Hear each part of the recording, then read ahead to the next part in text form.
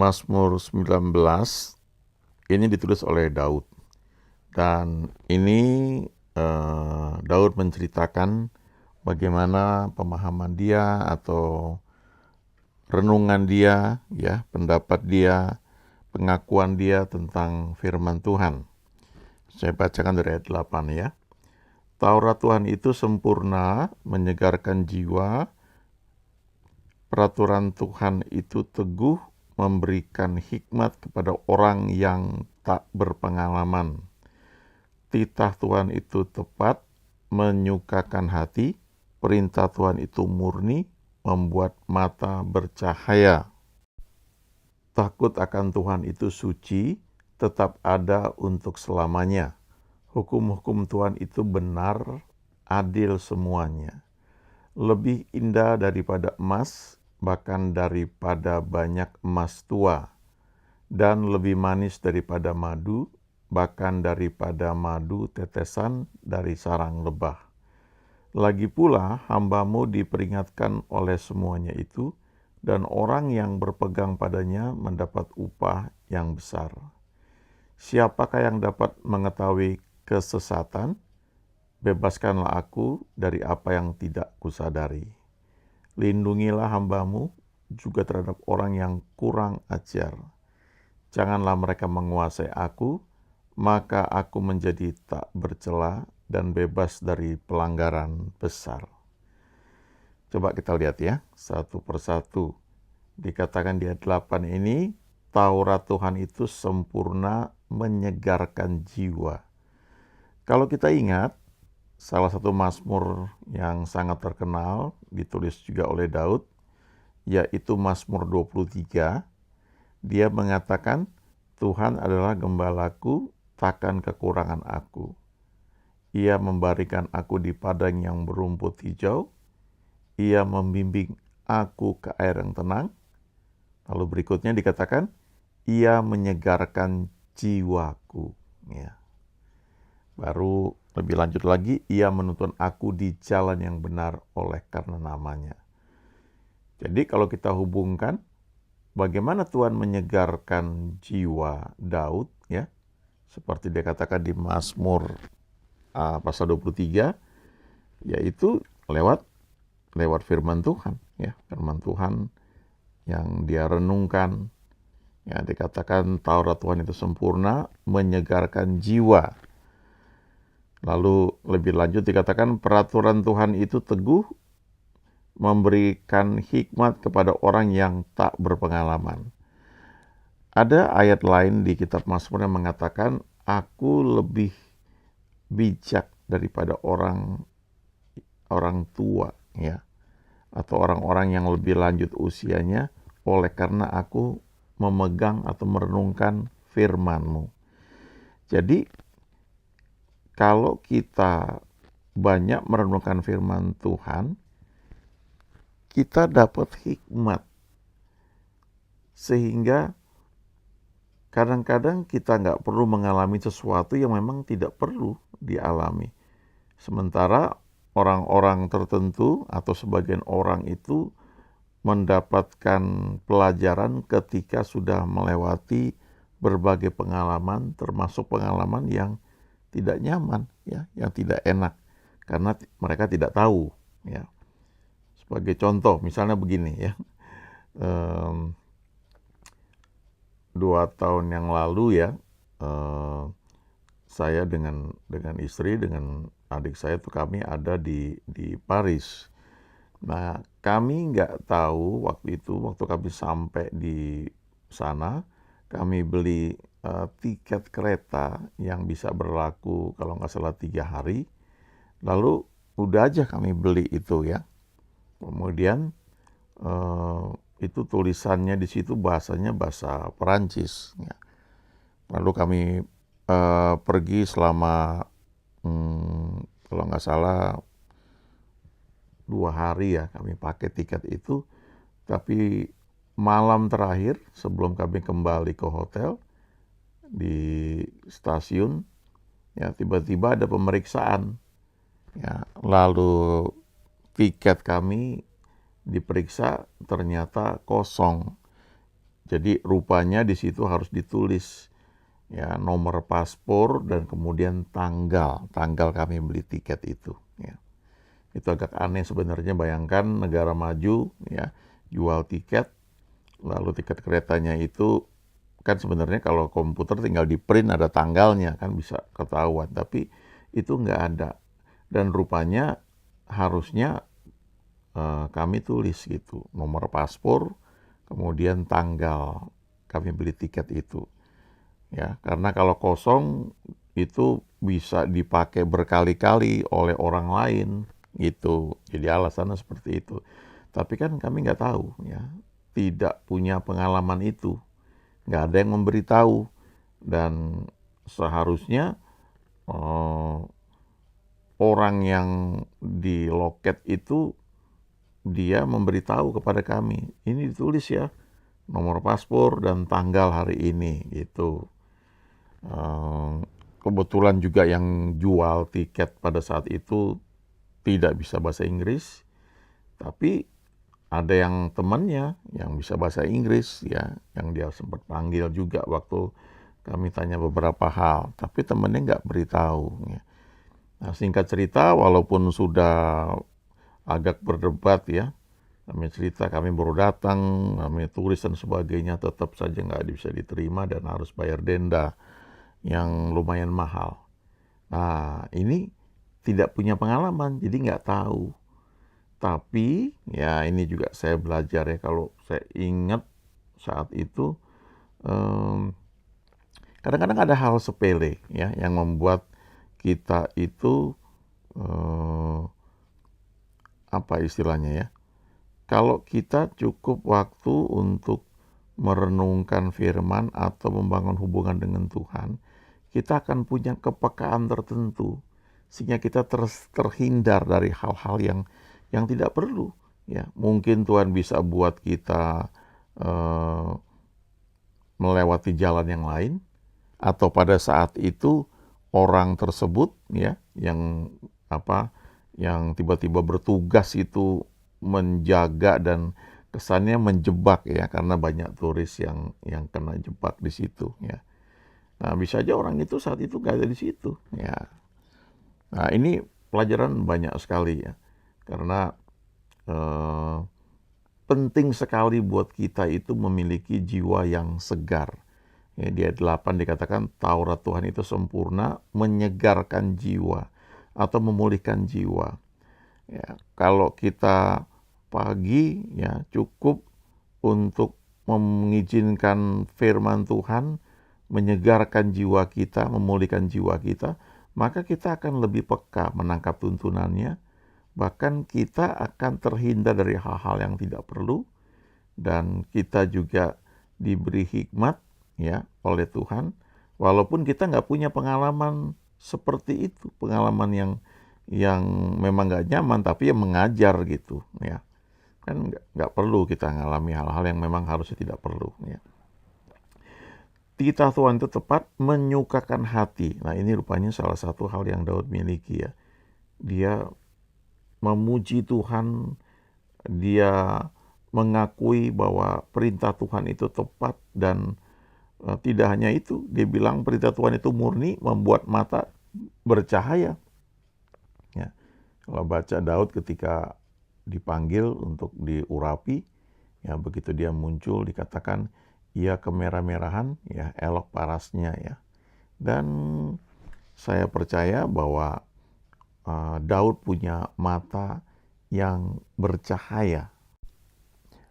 Karena kalau dikatakan di 1 Samuel 16 ayat yang ke-12 itu dikatakan bahwa Daud itu kemerah-merahan, matanya indah dan parasnya elok.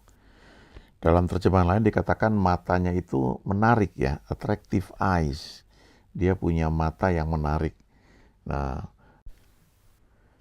bisa jadi ya, sangat mungkin itu terjadi karena Daud memang suka merenungkan firman Tuhan.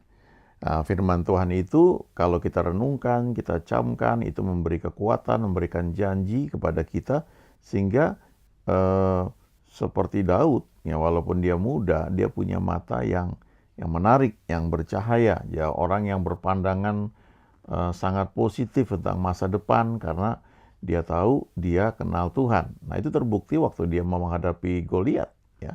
Bayangkan dia nggak punya pengalaman perang, tapi dia bisa bilang, siapakah orang Filistin yang tidak bersunat ini sampai berani menantang barisan dari Allah yang hidup? Ya. Nah, itu karena memang Daud memang kenal Tuhan di situ. Lalu takut akan Tuhan itu suci, tetap ada untuk selamanya. Hukum-hukum Tuhan itu benar, adil semuanya. Lebih indah daripada emas, bahkan daripada banyak emas tua, dan lebih manis daripada madu, bahkan daripada madu tetesan dari sarang lebah. Ayat 12, lagi pula hambamu diperingatkan oleh semuanya itu, dan orang yang berpegang padanya mendapat upah yang besar. Ya, perhatikan ayat 13, ini penting sekali. Siapakah yang dapat mengetahui kesesatan? Bebaskanlah aku dari apa yang tidak kusadari. Lalu ayat 14, lindungilah hambamu juga terhadap orang yang kurang ajar. Janganlah mereka menguasai aku, maka aku menjadi tak bercela dan bebas dari pelanggaran besar. Ayat 13 itu Daud mengakui bahwa ada hal-hal dalam kehidupan yang tidak disadari. Ya. Ada hal-hal yang bisa membuat kita itu sesat. Ya. Kita kira kita sudah paling pinter, ya, kita ngerti semuanya, atau kita punya fasilitas, ya, punya uang, punya koneksi dan sebagainya lah, ya. Tapi kita tidak tahu, mungkin jalan yang kita pilih itu bisa aja sesat, ya, bisa aja salah. Makanya doanya, bebaskanlah aku dari apa yang tidak kusadari. Ya, jadi kalau kita terbebas dari apa yang tidak kita sadari, kita terselamatkan dari hal-hal yang mungkin bisa menjebak kita atau membuat masalah dalam hidup kita. Nah, makanya ayat berikutnya mengatakan, lindungilah hambamu juga terhadap orang yang kurang ajar. Janganlah mereka menguasai aku. Jadi kadang-kadang itu kita bisa berjumpa dengan orang-orang yang kita gak tahu kan niatnya seperti apa ya. Maka aku menjadi tak bercela dan bebas dari pelanggaran besar. Jadi dengan merenungkan firman, dengan seperti perintah Tuhan kepada Yosua ya, janganlah engkau lupa memperkatakan kitab Taurat Tuhan ini, tapi renungkanlah itu siang dan malam. Lalu dikatakan supaya engkau bertindak hati-hati, ya, dan dengan demikian perjalananmu akan berhasil dan engkau akan beruntung. Ya.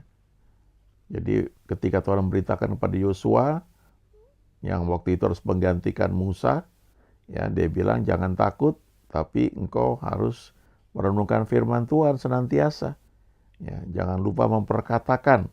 Memang kata merenungkan itu di perjanjian lama itu di dalamnya terkandung arti komat kamit, ya, atau bergumam. Jadi sebenarnya salah satu bentuk kita waktu membaca dan merenungkan firman adalah kita juga menggunakan lidah, mulut, bibir kita. Kita ucapkan itu, ya. Setidaknya pelan gitu ya, kalau misalnya supaya nggak mengganggu ada orang di sekitar kita ya, atau dalam hati, tapi seperti komat kamit itu ya. Makanya perintahnya kepada Yosua itu memperkatakan ya, mengucapkan firman itu. Baru dikatakan renungkan. Dengan kita mengucapkan itu, mau nggak mau itu firman seperti benih yang sedang ditabur masuk ke dalam hati kita, ya, tanah hati kita, dan kemudian akan bertumbuh. Ya, ada hamba Tuhan yang bagikan ada 2 macam pengakuan firman atau deklarasi firman. Yang pertama itu kita ucapkan untuk masuk ke dalam hati kita. Masuk ke dalam hati kita menjadi benih, ya, benih firman yang masuk kemudian mulai bertumbuh. Nah, setelah firman itu masuk dalam hati kita, ketika kita ucapkan lagi itu seperti kita menyirami benih yang sedang ditanam, dan kemudian dia tumbuh. Lalu kita ucapkan lagi berulang-ulang, itu akan makin kokoh, makin kuat. Dan selanjutnya, deklarasi atau pengakuan firman yang berikutnya adalah pengakuan yang keluar dari hati yang percaya. Ya. Jadi firman itu sudah tertanam dalam hati kita, lalu waktu kita ucapkan dengan penuh keyakinan, itu menjadi pedang yang tajam, ya, yang tidak hanya bisa membedakan pikiran hati kita, tapi itu juga bisa menjadi senjata yang mematikan buat musuh yang menyerang kita, ya, mungkin lewat pikiran dan sebagainya. Ya. Jadi dengan merenungkan, memperkatakan firman, ini ayat 12 dikatakan, hambamu diperingatkan oleh semuanya itu. Oleh apa? Oleh firman, oleh Taurat Tuhan, oleh titah Tuhan, oleh perintah Tuhan, peraturan Tuhan, oleh sikap hati takut akan Tuhan, oleh hukum-hukum Tuhan. Itu membuat kita itu diperingatkan, dipagari, dijagai. Dan waktu kita pegang pada semua janji Tuhan, dikatakan mendapat upah yang besar, ya, ada reward. Kalau baca Mazmur 138 itu dikatakan bahwa Tuhan itu meninggikan firman-Nya dan namanya di atas segalanya. Tapi terjemahan lain mengatakan bahwa Tuhan itu meninggikan firman-Nya di atas namanya juga. Jadi ada terjemahan lain yang mengatakan bahwa Tuhan lebih mementingkan apa yang dia ucapkan itu dibandingkan reputasi dia menurut orang lain, ya. Lebih baik dia lebih mementingkan firman-Nya itu daripada apa kata orang tentang dia. Jadi kalau kita memang berpegang pada firman-Nya, memang ya mendapatkan reward, ya, upah yang besar. Lalu ayat 13 ini yang tadi saya bacakan, ya. Seringkali kita tidak sadar ada kesesatan. Tapi kalau kita merenungkan firman, kita bisa terbebas dari apa yang tidak kita sadari. Ya. Kalau ingat kisah Paulus, ya, dan Barnabas, mereka pernah mendapatkan pelayanan bersama-sama, tapi kemudian mereka pernah berselisih pendapat sangat kuat, ya, sehingga mereka pisah. Gara-gara Barnabas mau bawa keponakannya, Yohanes Markus, tapi Paulus nggak mau. Ya, Paulus menganggap Yohanes Markus ini tidak militan gitu, ya. Nah, itu membuat mereka akhirnya berpisah. Nah, waktu itu Paulus ya masih muda rohani juga, ya. Dia butuh waktu untuk dia bisa belajar memahami, akhirnya bisa menerima Yohanes Markus, yang belakangan Yohanes Markus itu jadi penulis Injil Markus. Nah, kalau kita baca sejak kejadian itu, ya, Paulus dan Barnabas berpisah, lalu ketika Paulus mau masuk ke daerah Asia, Roh Kudus mencegah, ya. Mau masuk ke daerah Bitinia, Roh Yesus mencegah, ya. Bayangkan, mau beritakan Injil ke satu daerah kok bisa dicegah? Yang mencegah adalah Tuhan sendiri. Kok bisa begitu? Nah, saya percaya itu satu pelajaran, ya, bahwa sebenarnya ada hal-hal yang membuat mungkin pengaruh perasaan emosi itu membuat keputusan yang dibuat itu menjadi tidak sempurna, ya. Jadi penting buat kita untuk merenungkan firman Tuhan, dan seperti yang dikatakan di Yosua 1 ayat 8, jangan lupa memperkatakan kitab Taurat ini, ya. Pada masa itu cuma ada 5 kitab Taurat, ya. Kejadian, Keluaran, Imamat, Bilangan, Ulangan, ya. Taurat Musa itu.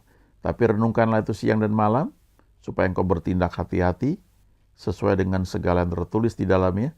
Sebab dengan demikian, dengan cara memperkatakan firman Tuhan, dengan merenungkannya siang dan malam, dan akibatnya bertindak hati-hati, maka perjalanan kita akan berhasil dan kita akan beruntung. Kita memperoleh apa yang Tuhan janjikan bagi setiap orang percaya, ya. Jadi jangan lupa memperkatakan, merenungkan firman Tuhan siang dan malam. Firman-Nya ya dan amin. Langit dan bumi akan berlalu, tapi firman Tuhan tetap selama-lamanya. Amin.